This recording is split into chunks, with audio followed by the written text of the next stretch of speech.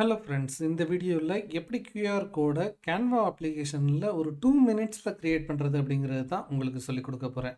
So Canva குறித்து நம்ம நிறைய டுட்டோரியல் வீடியோஸ் போட்டிருக்கோம். அதற்கான பிளேலிஸ்ட் லிங்க் டிஸ்கிரிப்ஷனில் இருக்குது, நீங்கள் அதையும் பாருங்கள்.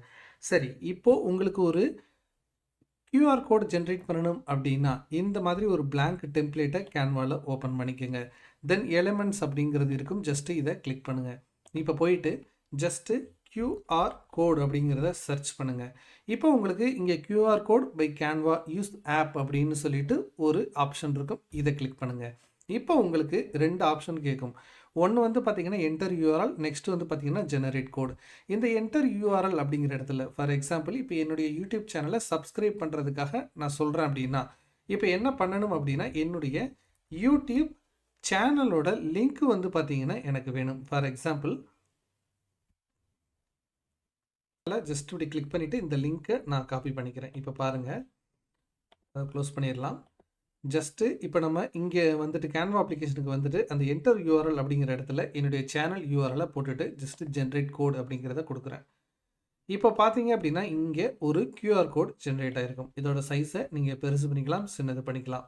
ஸோ இப்போது நமக்கு ஒரு QR கோட் வந்துருச்சு. இந்த QR கோடை யாரெல்லாம் ஸ்கேன் பண்ணுறாங்களோ அவங்களுக்கு நம்மளுடைய சேனலுக்கு வந்து பார்த்திங்கன்னா ரீடைரக்ட் ஆகி போகும்.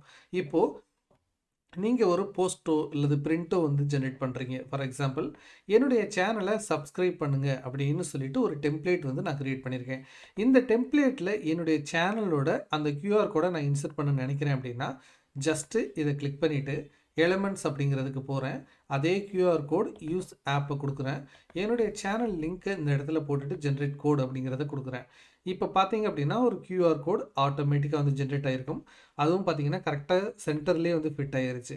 இப்போ இந்த போஸ்ட்டை நான் டவுன்லோடு பண்ணி அதை யாருக்காவது ஷேர் பண்ணுறேன் அப்படின்னாலோ அல்லது இதை பிரிண்ட்டு போட்டு நான் ஏதாவது ஒரு இடத்துல பேஸ்ட் பண்ணுறேன் அப்படின்னாலோ அதை ஸ்கேன் பண்ணும்போது அவங்க எல்லாரையுமே என்னுடைய சேனலுக்கு ரீடைரக்ட் ஆகி போவாங்க.